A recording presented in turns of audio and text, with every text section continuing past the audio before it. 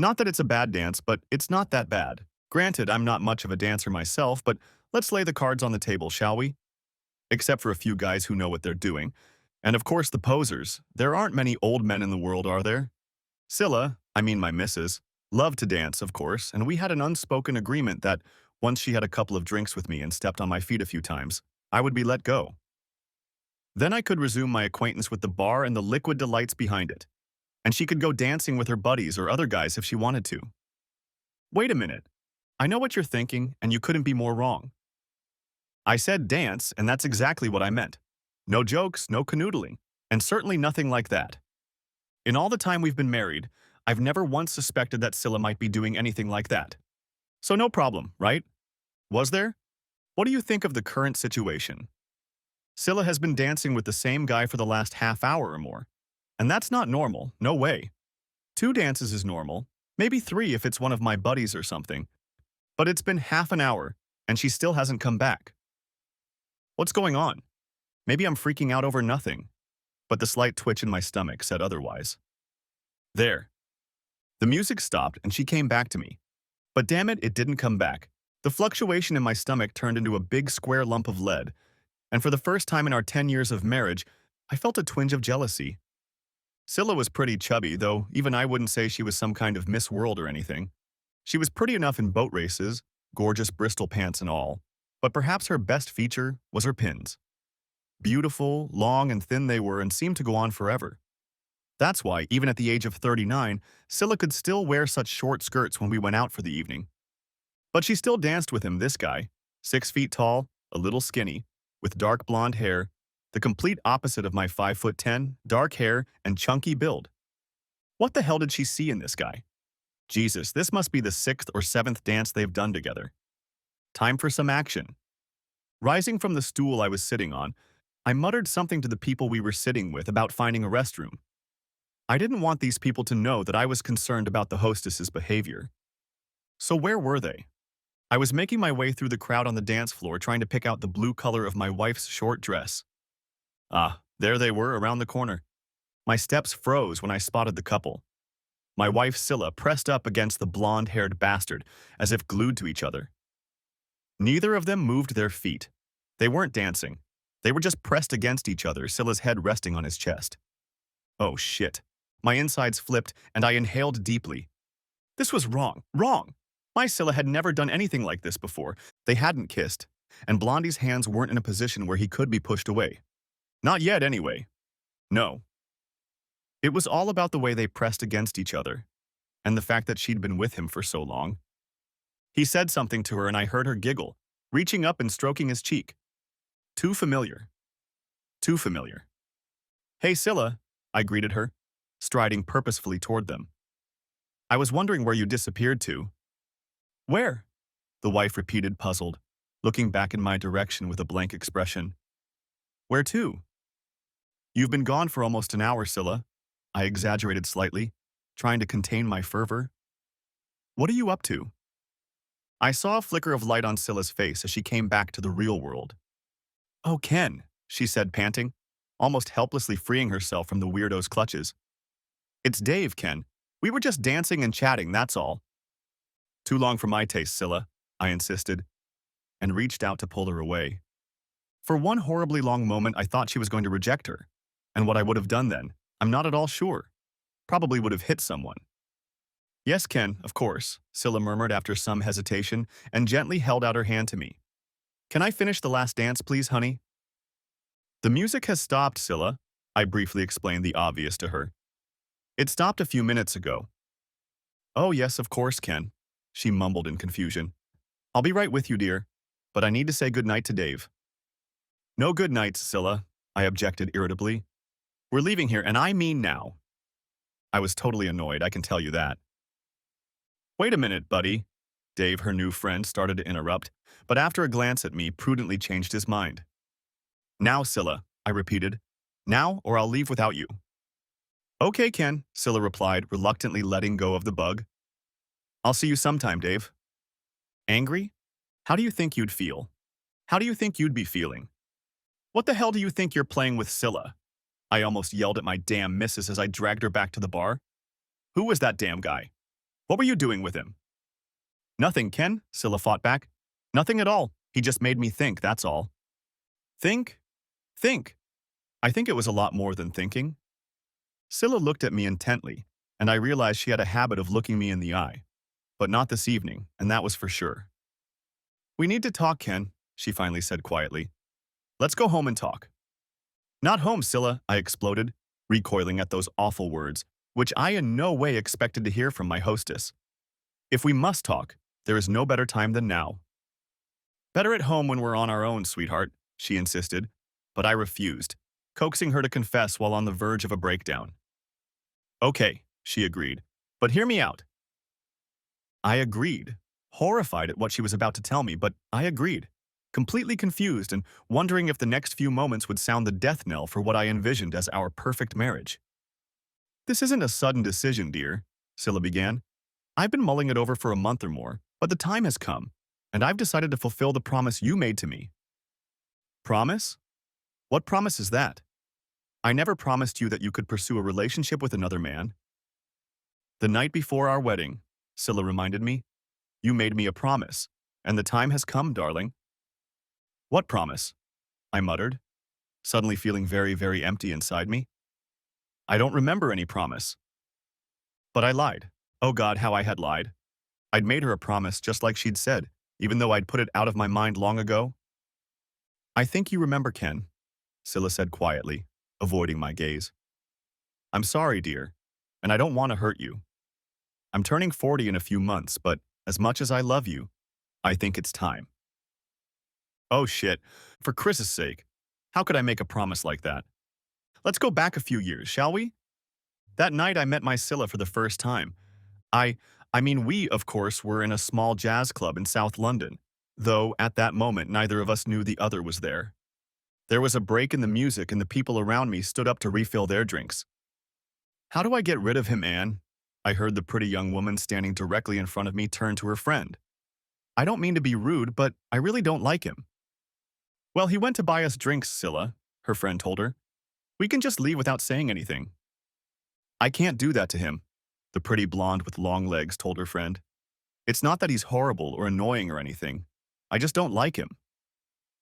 I looked at the girl and glanced twice at the long, slender leg that was sticking out from under the hem of her miniskirt. Maybe I could help a girl with stilettos like that. I must say that at that time I had been divorced from my first mistress for 2 years, and all I could say was that I spent time with the ladies. Hi, you two, I murmured, leaning forward between them. May I offer my services?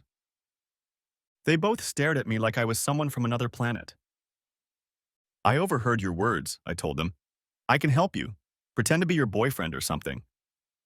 I don't have a boyfriend, the pretty blonde protested. And what does this have to do with you anyway? Further discussion was interrupted by the appearance of the boyfriend lover, who placed a tray of drinks in front of the two girls. It was understandable why the girls weren't thrilled with him. I dumbfounded him, deciding to go the other way. Is this for my sister and her friend? Yeah, I guess so, he replied nervously, looking at me uncertainly. And this must be for me, I continued, picking up the beer he had so obviously bought for himself. Thanks a lot, buddy. That's damn nice of you. Your sister? The poor man asked reluctantly, watching his pint of ale begin to disappear rapidly down my throat. Yes, I replied with a smile. I've come to take her home. Home? Repeated my lover, his disappointment obvious. Home? Repeated my newly acquired sister and her friend, equally surprised. Yes, home, I continued nonchalantly, smiling at the pretty blonde. You promised your mom you'd be home early today. Okay, I was taking a risk, and judging by the look on her face, I was about to burn in a beautiful, glorious flame, but a cocky bastard like me had had worse failures. But then help came from another source. Could you give me a ride too? Anne asked, and began to gather her purse and belongings. Sure, Anne, I replied, surprising even myself by remembering her name, and got up to walk them out, taking the blonde's hand as she hesitantly rose on long, slender legs. Thanks for the drink, mate. I turned to the hapless guy who was still standing there with a lost look, quickly draining the pint I'd just snatched from under his nose. Drink up, girls, and thank this nice man, I admonished my young charges, who did so, mumbling words of thanks. It's time for us to go home. But, but, but, the poor man uttered, they're not little girls, they must be at least 20. Yeah, but you can't be too careful these days, I teased him somewhat unfairly. So unfair that I suddenly felt very ashamed. Look, see that redhead over there in the jeans? Yeah, he confirmed, looking at the redhead, one of my occasional bed companions when I wasn't being too picky. The one with the nose ring and the tattoo. That's her, I continued cheerfully, slipping a tenner into his hand. Go buy her a vodka tonic and tell her you're a friend of Ken's. Don't let her down, sunshine. No one will. Vodka and tonic, he repeated, slightly puzzled by the unexpected turn of events. There you go, I said, patting him on the shoulder. Have one for yourself, too, now that you've got it. With those words, I led the two giggling girls away from the table, not wanting to look back. You cheeky bloodsucker, Anne laughed as we walked out the door. You pinched the poor man's beer. Nonsense, young lady, I replied with a smirk. I bought him another and set him up with Lily. Right, Anne agreed. By the way, this is Scylla, and I'm afraid we're both closer to 30 than 20. That's okay, I replied. I'm over 30, so that's even better. At that moment, I pulled up in front of my car, a 6-month-old top-of-the-line Jaguar supplied by my company, and their eyes widened slightly. Damn, so that's what I bought it for. After all, I was their best salesman. Well, ladies, what's up? I asked them. Are you two going to mind your own business, or are we going to go get another drink? Let's go, Ken. We definitely will, Scylla purred, hardly the first words she spoke. Anne looked at Jaguar, then at me, then agreed, and we set off merrily on our way. Next chapter. The rest of the evening went well, and the three of us had a lot of fun. They discovered that I couldn't dance for peanuts, but that I was good company, and I discovered that they were not only cute, but smart. What surprised me was that at some stage Scylla became religious and went abroad as a volunteer straight after university. She didn't specify why, but she became disillusioned with that life and her church and only recently returned to the UK. This didn't alarm me. I've never been particularly keen on religion. A few very pleasant hours passed. We decided to finish the evening by returning to our Jag, and I began to contemplate how the evening would go next. They were both very attractive girls, and I didn't have to think long about which one to stay with. Could you give me a ride first, please, Ken? Anne spoke up, somewhat preempting my suggestions. It's on the way to Scylla's. Well, that seemed to be settled. We pulled up to Anne's house and I jumped out of the car to open the door for her, acting the mature gentleman. I walked her to the front door and went to say goodnight. For goodness sake, I almost shook her hand. Thanks for the evening and everything else, Ken. Anne smiled and kissed me. Horror. What's going on, Anne? I asked, pleased but puzzled by her unexpected behavior. Why the hell did you first ask me for a ride and then start kissing me like that? Glad you asked, Ken, she replied sadly. But the last time you came to the bar, we flipped a coin and Scylla won. Oh, I'm not often at a loss for words. Be careful with her, Ken. She leads a bit of a withdrawn life and isn't very experienced. Oh dear, maybe I've been won over by the wrong girl. If it doesn't work out, don't forget about me, Anne finished, and with one last smile stuck out her tongue, wrinkled her nose, and disappeared through the front door. We'll see, I thought. We'll see how the rest of my evening goes. That was it. Back to Scylla's. I jumped back into my Jaguar, started the engine, and drove sportingly down the road, shifting gears deftly, weaving through the traffic, trying to imagine myself as Sterling Moss or Jason Button. Between you and me, it was done quite skillfully, and just what was needed to impress a girl. Ken, you've got the wrong direction, Scylla said to me with a laugh. These girls know how to put you in your place, don't they? 15 minutes later, however, I was already parking in front of her building, walking up the stairs, entering her apartment, and sitting on her couch with a drink in my hand. Not bad. Sorry, I meant to say not bad. So you don't have a steady boyfriend now? I asked, sure I was on safe ground. Ken hasn't had a boyfriend in an awfully long time, Scylla replied wistfully. I had a couple of very casual hookups at university, and after that I was in Africa, and as a volunteer that was frowned upon. So what went wrong then? I asked. I don't want to talk about it, she replied a little too sharply. But those who made the rules didn't always know how to stick to them in their personal lives. And that was about all I could get out of her on the subject. I hope you don't think you'll end up in my bed tonight, Ken? My charming companion continued with a smile. I hadn't thought of that, Scylla, I replied, feigning offense and innocence. But since you brought it up, I left a comment unfinished and she said I had no chance. No chance at all. Half an hour later, I was lying in her bed. But had I really done the dirty deed? No. And the next night, too. And the third night, too. To cut this long story short, I will say that Scylla agreed to marry me after about 10 months, by which time we were living together. And so it happened. Anne was to be maid of honor, and my pal Alf was to be best man on the grounds that he could tell jokes better than any of my other close friends. Scylla's parents were delighted that their eldest daughter had finally found a man, and one who was already world famous, and my parents instantly fell in love with their future daughter-in-law. It's important to note that I wasn't just attracted to fun, and I didn't make the same mistake I did in my first marriage. No, Scylla and I already had many interests in common, and we had already tried several of them with great success. No, I didn't become a church regular, but I went to services a few times and even happily agreed to a church wedding. Everyone was happy. Everything was perfect. Nothing could go wrong on this wonderful day. As I mentioned, we had been living together for some time by then, but Scylla's mom wanted us to go the traditional route and not see each other the night before the wedding. So Scylla packed up and went to Anna's house where she spent the night. And the next morning they drove to her mom and dad's house to get ready for the ceremony. Behave yourself, sweetie, I joked with her, knowing that she was going out for drinks with Anna and a few friends that night. Sort of a modest bachelorette party. What do you think I'm getting to, you old fool? The bride-to-be teased me. It's not like we're going to a pub, not some male review bar. I'll pick you up at the pub, mind you, Scylla, I laughed, holding out my jacket to her. There's plenty of other guys there who'd love to chat up a hottie like you. I expected her to laugh. You know, laugh or make some funny comment in response. But she didn't. No, she didn't. Well, that won't happen again now, will it, Ken? Scylla said with a strange note in her voice. I won't tolerate any boys flirting with me from now on. So you want other men to socialize with you, Scylla? I asked cautiously, not too sure where this conversation was going. No, of course not, Ken, Scylla replied immediately. Just, oh, I'm silly, Ken, just ignore me. Do you really want to marry me, Scylla? I demanded, grabbing her hand and pulling her to me. You haven't changed your mind?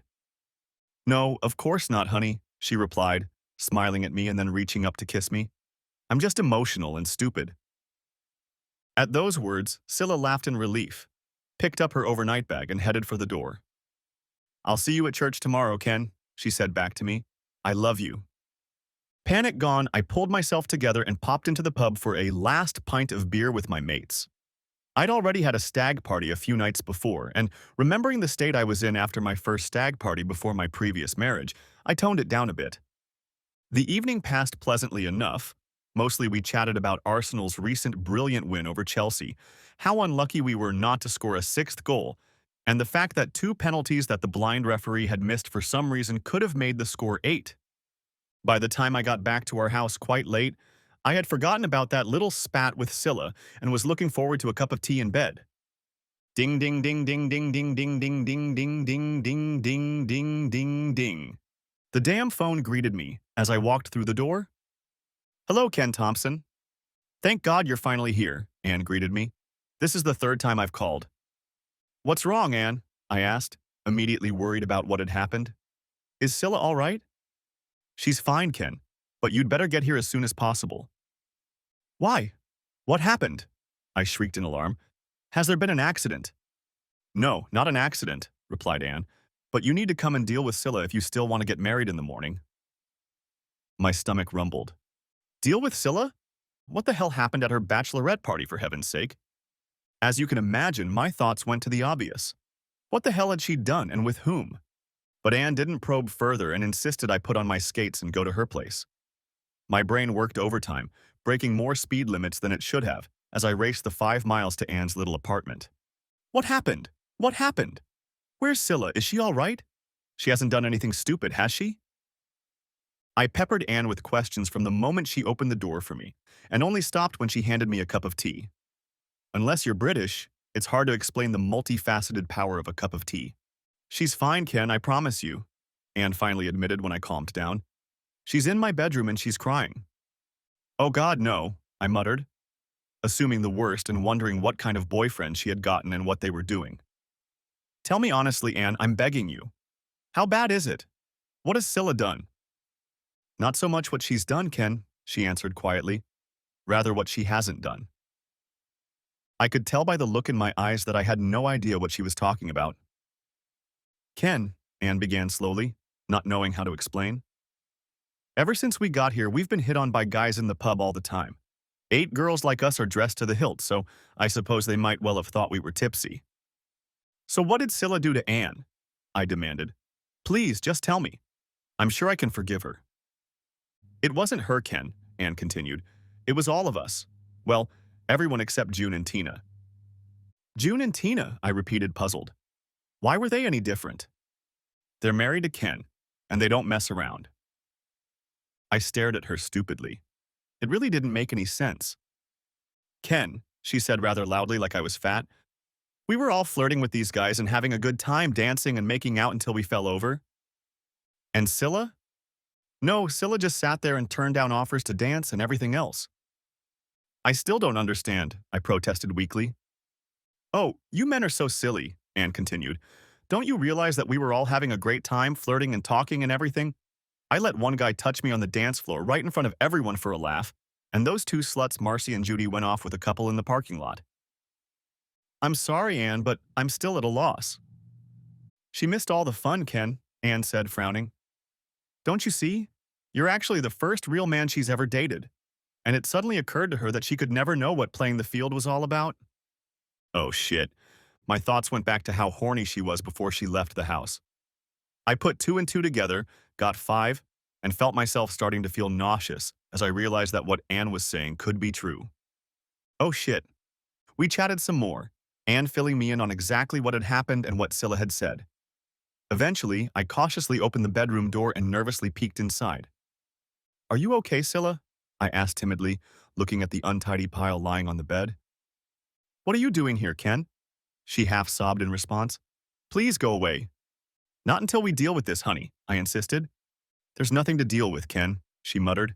I can't go through with this. I'm so sorry. Maybe we should talk about it, honey. There's nothing to talk about with Ken, she replied. I just can't go through with it. I sat down on the bed and stroked her hair for a while, and admittedly, the thought that I should just get up and walk away from this problem did cross my mind, but not for long. I think it was in that moment that I truly realized how much Scylla meant to me, how much I had fallen in love with her, and how much I wanted to spend the rest of my life with her. I talked her down for about 10 minutes when she suddenly stood up abruptly and hugged me, telling me how much she loved me. So what's the problem, honey? I demanded. We love each other, so let's get married. But, but, but, what? I laughed, trying to lighten the mood. But you're the only man I've ever been with, Ken, Scylla sobbed pitifully. What if… Well, you know. You mean you want to go to bed with someone else, Scylla? I asked, not knowing what to say, not knowing what she was thinking. Of course not, silly, Scylla replied, trying to grin. We don't have anyone else and never have. So what's the problem, sweetheart? What if one day comes? What if I need to know how another man, like Ken, feels inside me? What then? What then? What then? Is that your only problem, Scylla? I asked softly, kissing her cheek lightly. Yes, Ken, but it's not the only problem, is it? Not at all, Scylla, I replied confidently, a completely stupid thought popping into my slightly beer-stupefied head. Scylla looked at me with a puzzled expression, nearly breaking my heart with the innocent hope that shone in her eyes. As a wedding gift, I'll give you a get-out-of-jail-free card, I told her, referring to the game of Monopoly we often played. One slip up with some other guy, and I'll forgive you. How about this? You don't mean, Ken, Scylla flinched. You can't. But I want to, honey, I continued, perhaps a little carried away by the theatricality of the whole situation. Perhaps the 6 pints of beer I'd had earlier had an effect here, if I really thought about it afterward. Once, just once, sweetheart, and I promise to forgive you. But Ken, I mean well. Darling, I interrupted her, pulling her to me. I intend to love you and adore you for the rest of your life, and you'll be so happy in bed that you'll never be tempted. So that's not a problem for me. Oh, Ken. Oh, Scylla. I don't know exactly where Anne slept that night, but certainly not in that bed. And the next day, Scylla and I were married as planned and became Mr. and Mrs. Thompson, with her mother completely unaware that her daughter had spent half the night getting ready for her honeymoon. So, many years have passed, and I can honestly say that our marriage has been as good as you can imagine. Two children, a boy and a girl, and two of the best little ones anyone could ever wish for. For the first few years, we occasionally brought up my promise when we were drinking or feeling a little prudish, but it was always a lot of fun. At least I always thought it was. But for years, the topic wasn't even mentioned, was all but forgotten, practically extinct. And then that dance came to mind, and my nightmare appeared in all its glory. Oh, damn it, what the hell was I gonna do? I think we'd better go home and talk things over like I suggested Ken, Scylla whispered, taking my hand and really taking matters into her own hands, guiding me towards the exit. I'm sorry, darling, but it's all been building up inside me and there's no way it's going to go away. In a daze, I let myself be led out of the club and back to our car. I didn't even know how to drive, and anyway, Scylla left me no choice, sitting me behind the wheel and turning on the ignition. It won't be that bad, honey, she told me, oh so gently. We'll work it out between us, and I promise it'll be okay. I wasn't sure about that, but I was so focused on holding back tears that I couldn't answer. Back at my house, a more luxurious apartment than the one I had when we first met, we went inside. I was still in a daze and paid the babysitter. Well, Ken, my loving wife began, are you ready to discuss this, dear, or shall we leave it until tomorrow? Won't you change your mind tomorrow, Scylla? I asked. No, she answered firmly. I am very sorry, but I have already made up my mind. Then we'd better talk about it now, I suppose, Scylla. But for heaven's sake, stop apologizing all the time. All right, Ken, Scylla replied calmly. I'm very sorry. For God's sake, stop apologizing, I shouted at her. I can't stand it. Yes, I'm sorry, Ken, Scylla sighed, looking at me anxiously. I'm sorry, but there's nothing I can do about it. Screw this, I shouted, finally losing my temper. I'm going to bed. Do whatever you want. Well, no solution, is there? All I was doing was delaying the dreaded moment of truth. Although Scylla retained the same innocence that first attracted me, I knew she also possessed a strength of character that didn't tolerate bickering. I wasn't going to just stand by and let her overstep her bounds, let her get her way without a fight. But I made a promise. A lot of water had flowed off the bridge since then, but a promise is a promise. My mood plummeted when I realized that my marriage was on the precipice of collapse. We have raised our children to be dependable, honorable, obedient, and all that. And here I am at a crossroads, and the person I love more than anything in the world is asking me to keep the promise I made to her. Oh, for God's sake. Oh, for crying out loud. The next morning was Sunday, and although Scylla still went to church often, she decided not to go this day. I spent the night tossing and turning, and at some point my wife got up, unable to sleep from my constant movement, and went to the spare bed. I knew she needed more sleep than anyone else, but I wasn't the least bit encouraged. A full English breakfast was waiting for me when I came downstairs, and that was enough to know that her speech the night before had been planned. I only received such favor on special occasions, and I suppose to inform me that she was going to cheat on me was considered special, even in Scylla's brain. Where are the children? I asked Scylla, noticing the unusual silence in the house. They've gone out with Ted and Andrea for the day, Scylla answered me. They won't be back until tonight. I looked up at her, even stared at her, but she lowered her gaze, clearly very embarrassed. You've got it all figured out, Scylla, haven't you? I asked. Yes, she murmured quietly. I'm sorry, I didn't mean to say sorry. Oh God, I'm sorry, Ken. I threw her a lewd look and she opened her mouth again to say something, but she didn't, just shrugged, lost in speculation. Look, Scylla, I know you're sorry and all, but what do we do next? I haven't changed my mind, Ken, Scylla continued. I meant what I said last night. It's something I just have to do. But I love you so much, honey, and I want to make it as easy for you as possible. And how the hell are you going to make my life as easy as possible by putting up with my wife being entertained by another man? I asked her. What are you going to do? Are you going to let me watch or something? If you want to, Ken, Scylla surprised me. I know some men like that sort of thing, darling. What? That depends on the guy, of course, and I wouldn't want it the first time. Scylla, I said firmly, raising my voice considerably, I don't want you to make love to anyone else, and I assure you I certainly don't want to watch you do it. Oh, she replied uncertainly. I just thought you might want to. And I don't want to, Scylla, I almost shouted back at her. Just thinking about it makes me sick. Some guys like the idea, Ken. My wife gently tried to encourage me. I've read stories about it. I haven't, I reminded her. And in the stories you've read, where did the stupid idea even come from?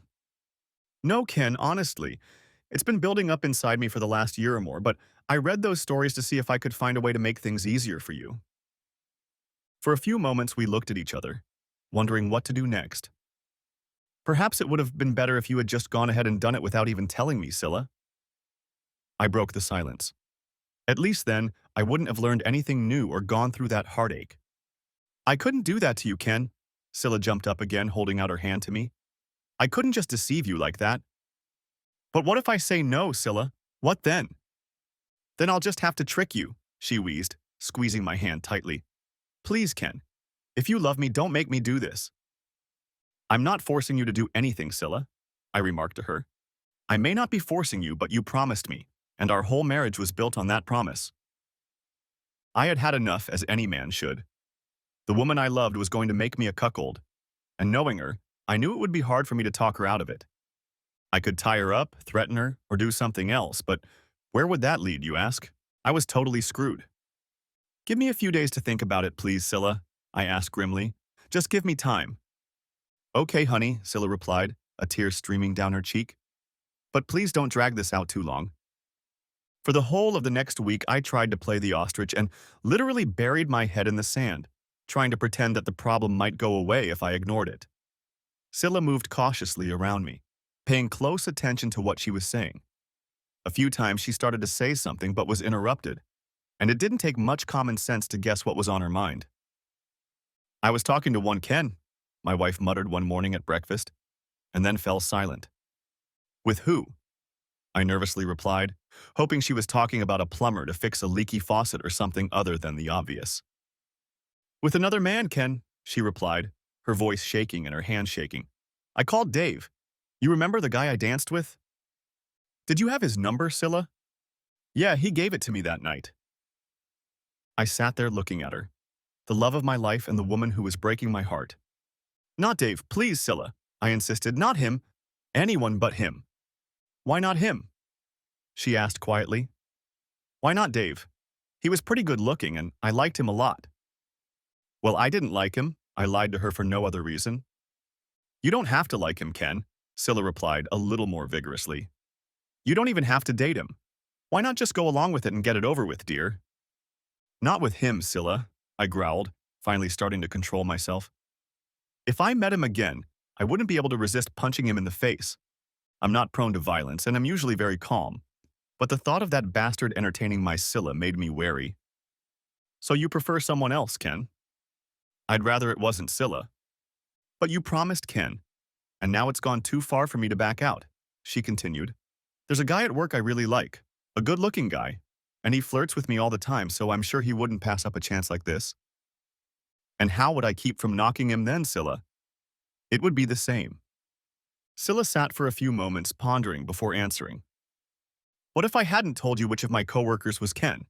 Then you wouldn't have known. Yes, of course, Scylla, I answered her. And imagine the next corporate party we go to. I'm going to look at each of those assholes and guess which one of them entertained you. The first one to look at me askew, and I think I'm going to take a swing at him. Well, what do you want, Scylla? I shouted, losing my temper. If you want to go and have fun with another guy, do it. But don't expect me to approve, and don't expect anything to change. Leaving Scylla sobbing at the table during breakfast, I got up and left, unable to take it anymore. We didn't talk about anything for the next few days, but our relationship began to crumble. Although we never once had a fight, we were constantly snapping at each other, and the kids didn't immediately realize something was wrong. Something was going to happen, but I didn't think it was up to me. Can we talk, please, Ken? Scylla asked when I got home from work on about the 5th day. We can't go on like this, darling. Okay, I agreed, not hoping she'd finally come to her senses. The promise you made to me all those years ago, Ken, Scylla began confidently enough. When you gave it to me that night, I realized what you really meant. Scylla stopped and looked at me with tears in her eyes, testing what my reaction would be, but all I could do was shrug unresponsively, and my stomach rumbled. I really believed what you promised me, Ken, that if the time came, you would allow me one little fling with another man. It relieved me of all my worries, and perhaps for the first time, I realized that you really loved me as much as I loved you. You had to do it to make that kind of commitment. And then came the moment when everything fell apart.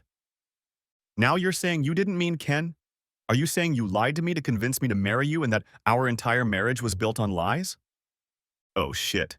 I didn't lie, Scylla, I struggled to explain, not knowing myself what I was thinking at that moment.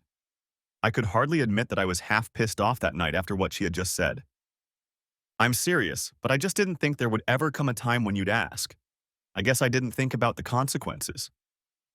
Well, the time has come, Ken, Scylla said slowly. I'm sorry, darling, but I just need to find out what another man is like while I'm still young and attractive enough. By this time, we both had tears running down our faces, but Scylla wasn't backing down, and neither was I. So what was it that attracted Scylla to you so suddenly? I asked. Why now, after all these years? It's not so sudden, sweetheart, she replied, wiping a tear from her eye and trying unsuccessfully to smile. For years, I've heard other girls at work talk about all the men they've been in bed with and how different they are. All the married ones have been in bed with several different men, and some of them have been in bed with several different men since they got married. And you approve of that? I asked. Of course not, she replied. They did it behind their husband's back, and that's already adultery. Besides, they didn't have a promise like I did, and their marriage wasn't based on such a promise. What if I had gone with another woman, Scylla? I demanded, trying to reason with her. How would you have felt? Would you have put up with it? No, Ken, I wouldn't, Scylla muttered with an angry expression on her face. It would be cheating, and I could never put up with it. If you cheated on me, Ken, I would leave you. But you want to cheat on me, Scylla, I shouted back. How the hell do you think I want you to be entertained by some other guy? It's not the same thing, Ken, my wife replied equally angrily. Why can't you understand that? Why is it so hard with you? We yelled at each other for a few more minutes, and after I threw the desk lamp across the room, she went off to her room crying and calling me a lying, inconsiderate bastard. 20 minutes later, I heard the front door slam as I was in the kitchen trying to salvage a casserole I found burnt, and I was sure I wasn't going to get any help from Scylla that evening. That's it, I thought. If she comes back and is with some guy, we're finished. I'll demand a divorce. My mood didn't improve an hour later when the phone rang, and I ignored the call for a while, certain that it was Scylla mocking me by hooking up with some guy. But eventually, when the call continued, I picked up the phone. Hello, I answered sharply. Ken, it's Anne, came the reply. She was still my wife's best friend. Yes, Anne, what can I do for you? I replied briefly. Scylla isn't here. I know, Ken, she replied.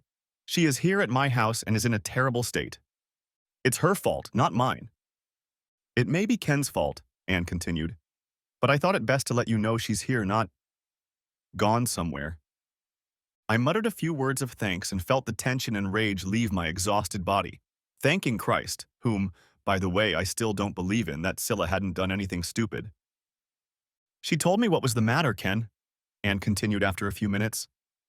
It must be terrible for you. It is, Anne, I almost sobbed into the tube. Can you try to talk some sense into her, please? I can talk to her, Ken, but I can see her side too, as you realize. Her side? She wants to go off and cheat on me, Anne. How can you see her side? How can anyone see her side at all? That's not how she sees things, Ken, Anne told me calmly. She truly believes your promise was sincere, and she doesn't understand why you think she's being unreasonable. What do you think, Anne? Was my only possible question. Do you think she is behaving reasonably? Well, yes and no, Ken, she answered.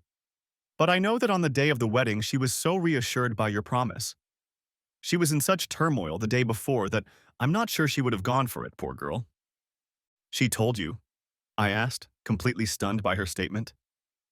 Did Scylla tell you what I said the night before we were married? Yes, Ken, and she was so happy about it. She's talked about it often since then, and I got the impression that you both discussed it from time to time. Good heavens, no, Anne, I replied. In the early days, she joked with me a few times about the subject, and I joked about it too. But for several years, the subject did not come up until the other day when Scylla struck a nerve with me. Oh, dear Ken, Anne sympathized. Scylla has talked to me about it quite often over the years, and especially during the last year. I got the impression that she had been preparing for it, but I didn't think you didn't know. And for that matter, I don't think Scylla imagined that you would react the way you did. I think she genuinely thought you would agree if she explained everything up front. So what am I supposed to do, Anne? I pleaded. If she agrees to this, I don't think I can live through it. What are we going to do?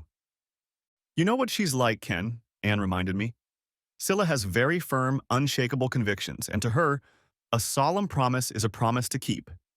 If she keeps it, I can understand how you'll feel, but if you stop her, she may never trust you again. So my marriage is over no matter what I do, I complained unhappily, not knowing what to do next. I'm adrift without a paddle. You could try going to counseling, Anne suggested. You know, one of those marriage helpers. And where the hell am I going to find such a counselor on short notice, Anne? It seems to me that Scylla isn't going to be here long. That's right, Ken. Scylla's just ready to climb a lamppost for this. She still loves you, but she feels like you're being unfair. Like you're cheating her of something. Oh God, I can't win, can I? Maybe I could help Ken, Anne interjected. I've known you both for a while now. It was like grasping at straws, but I took her up on her offer, agreeing to have Scylla stay the night at Anne's house, and the next day they returned to our house for a sort of war council. I can say I wasn't looking forward to it. Hi, Ken, Anne exclaimed as they entered the house. Hi, honey, Scylla added much more reservedly. We hesitated, not knowing whether to enclose each other in a welcoming embrace. Eventually, I took her in my arms to kiss her, but she turned her cheek to me. That's a damn bad start, I remarked angrily, pushing her away from me. I'm sorry, honey, she replied. I don't know what made me do that. Stop fighting, Anne told us, taking matters into her own hands. Ken is sitting here, and Scylla is over there. Anne outlined the situation as she saw it, and Scylla sat there looking unhappy, but perhaps not as unhappy as I was. Then she let us both have our say. Scylla said that she took the promise seriously and that, given that I was practically the only man who had ever kissed her, I must realize how important it was to her. She felt that it would be unfair of me to renege on my promise just because she had made it for so long. She was still very much in love with me, although my behavior over the past few days had shocked her somewhat, and she questioned whether I really still loved her. In the end, it's just entertainment, she finished, just to see how another man feels. It won't affect my feelings for my husband in any way. Your turn, Ken, Anne said. Try to be brief. I'll try, I replied, trying to remain calm. I admit I made a promise, but I never believed it would come true. But that's not the point. The thought of another man making love to my wife makes me nauseous. If you want me to, I've changed my mind, and I won't stand by and accept what you want to do. I shut up before I said something stupid and immediately regretted not telling her I still loved her. Then I'm just obsessed, Scylla objected. You can't bear the thought of another man taking advantage of your precious bloody property. It's not fair, Scylla, Anne intervened before I could stick my paddle in her again. I think you owe Ken an apology. He doesn't want me to apologize. That's what he told me, she replied. And the situation spiraled out of control again as I couldn't resist calling her a dumb cow for her stupid remark. Shut up, you two, Anne reassured us. If you're going to keep this up, you'd better get a divorce. Divorce? Divorce, Scylla sobbed, jumping to her feet. I don't want a divorce. I love Ken and I don't want to leave him. Then sit down and shut up, Scylla, Anne told her. Or that's exactly where you might end up. Having calmed down at least partially, Anne continued. Is there any way you can agree with this, Ken? She asked me. Just once? I can't imagine a single time, Anne, I told her. How do I know that once would be enough for her? That's a good question, Ken, Anne replied. Have you thought about it, Scylla? No, not really, she murmured in reply. But it would be just for fun and only once, just as he promised me. And what if you had developed feelings for another guy, Scylla? Anne went on. But I wouldn't, Anne. It would only be once and only for pleasure. It's not a preliminary evening with a candlelit dinner, Scylla, Anne continued. No hugging and kissing and all that nonsense. I don't find that very attractive, Scylla. Scylla dropped her face into her hands and thought for a moment before answering. Well, Yes, I guess I was expecting a bit of romance. It wouldn't have been very enjoyable without it. So it's a quick dinner, pawing in the parking lot, and then going back to his house to snuggle in bed? I threw in sarcastically, sliding the knife in. No, no, Scylla sobbed. Not like that at all. I want a man to romanticize me and spend time trying to seduce me. You've read too many damn magazine articles, you stupid woman, I replied. That's not fair, Ken, Anne interrupted. Women don't think the same way men do. If Scylla is only going to do it once, it's her only chance, and she wants it to be like a fairy tale. And then go back to the old boring life, you mean? I snapped angrily, and we all sat there looking at each other. And keep living the boring life like before. Is that your main problem, Ken? Anne asked thoughtfully. What? I snapped back. That Scylla will compare you to someone else. That she might accidentally find someone better in bed than you. With a sinking heart, I realized that Anne had caught on to the main problem. Not the only one, of course, but a big one. A huge one for any guy. It occurred to me, I whispered my confession.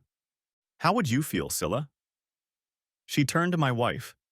If you experienced sensations you'd never experienced before, would you have been able to forget him? Would you have been able to go back and be as happy as you used to be with Ken? It blew my mind, I can tell you that. But before I could say anything, all hell broke loose. Now you're both going to jump on me, Scylla shrieked, jumping to her feet. Neither of you realize what I've been through. None of you realize how much I need to know what another man is like. I thought you would understand me, Anne. I thought you were my friend.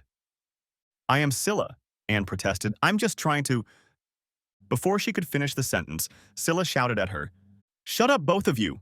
I yelled at both of them, jumping to my feet. Enough of this nonsense. Both women fell silent and stared at me with their mouths open. Neither of them had ever seen me react so angrily in all the time we'd known each other. I've made my decision, I told them, and my voice lowered to a reasonable level again. I'm not putting Ken off, Scylla snorted. You promised.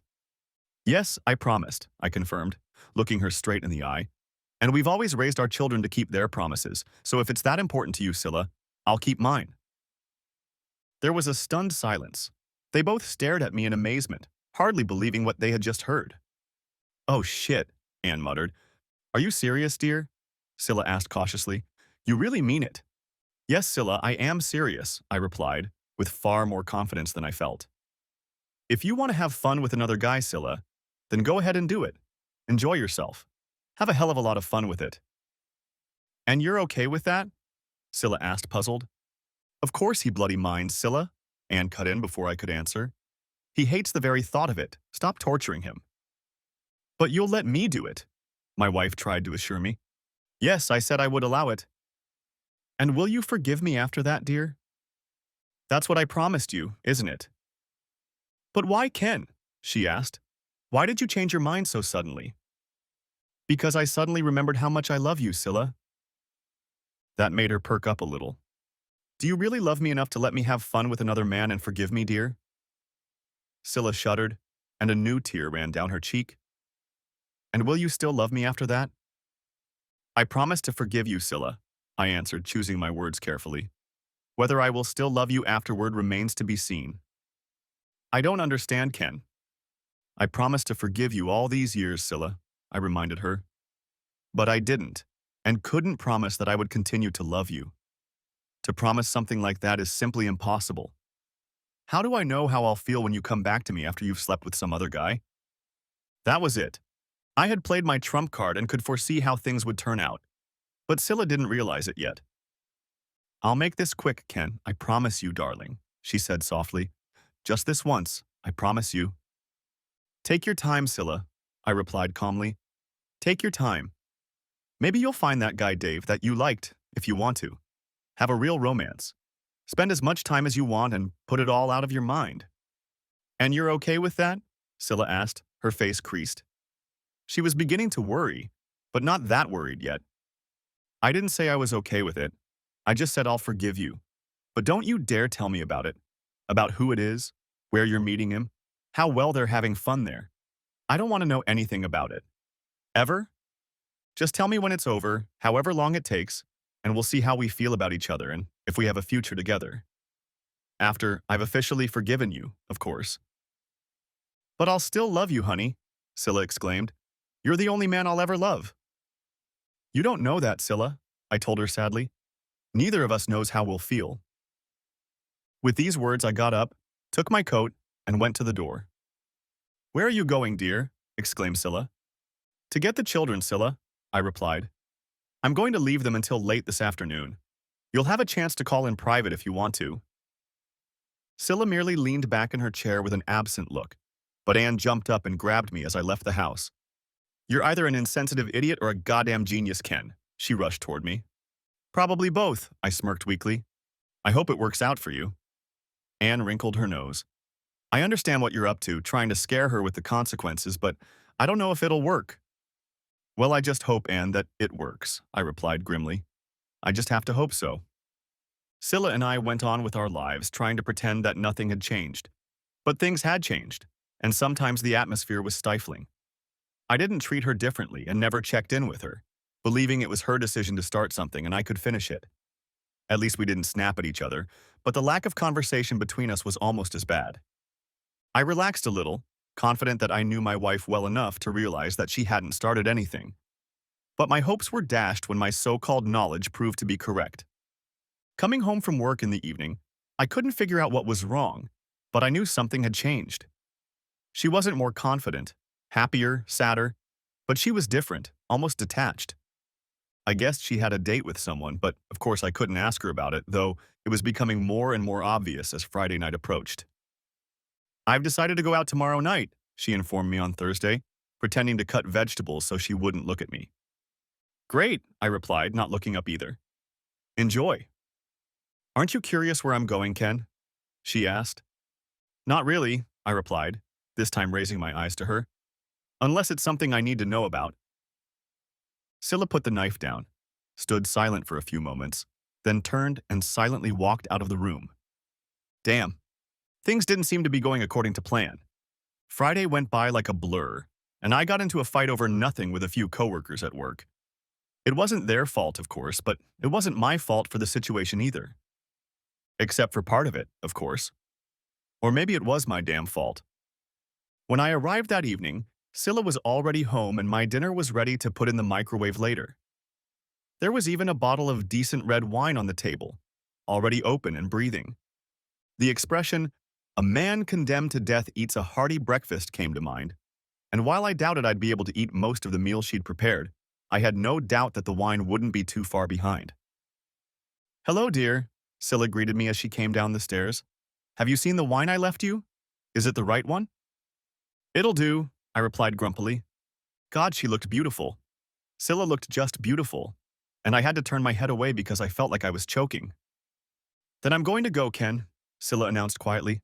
I'll be back before midnight. Are you sure you want to go through with this, Scylla? I asked, though it sounded like nothing more than excitement. One last attempt to talk her out of it. I have to, sweetheart, she whispered back to me. But don't worry, honey. I won't go all the way tonight. I'm just going to see how comfortable I'll be with another man first. And that's supposed to make me feel better? My anger started to build again.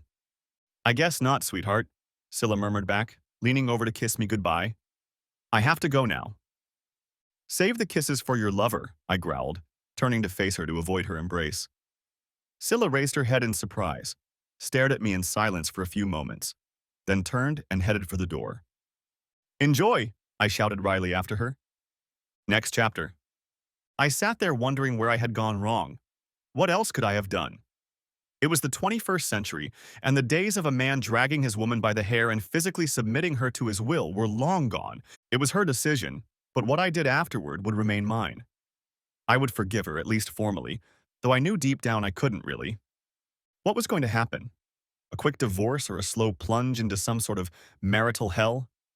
I didn't know, but I was sure I'd track down that bastard Dave, and if he really did accept her advances, he'd pay one way or another. What would I do to her? God knows. Probably nothing. She'd be shocked to find out that one day I wasn't around anymore, though deep down I knew I still loved her so much that it would hurt me as much as it hurt her. And of course, the children. The curse, and the explosion. How could life be so cruel? The sound of the front door closing brought me out of my reverie, and I wondered why it was taking her so long to leave the house. But the sound of the door closing meant that she had indeed left. Gone to meet another man. I felt the black cloak of unhappiness descend on me again. Then I heard the living room door open and turned around to see Scylla standing there with tears in her eyes. You promised to forgive me, didn't you, Ken? She half sobbed. I promised, I replied carefully, wondering why she still hadn't left. Then forgive me for being such a stupid, inconsiderate, bitchy wife, please, Ken. I, I mean, I stumbled over my words. I guess I could have. I couldn't do that, Ken, I whispered. I opened the front door and physically couldn't cross the threshold. It suddenly came to me what I'm going to do to our marriage and what I'm going to do to you, honey. I don't want to date another man, Ken, and I can't believe how stupid I've been. All I want is for you to love me. You still love me, don't you, Ken? More than ever, I gasped, jumping to my feet and enclosing her in a hug. More than ever, darling. And do you forgive me, darling? Completely, darling. I told you that night before the wedding that I would love and adore you forever, and I meant it. Do you remember what else you promised me that night, sweetheart? Scylla whispered hoarsely in my ear.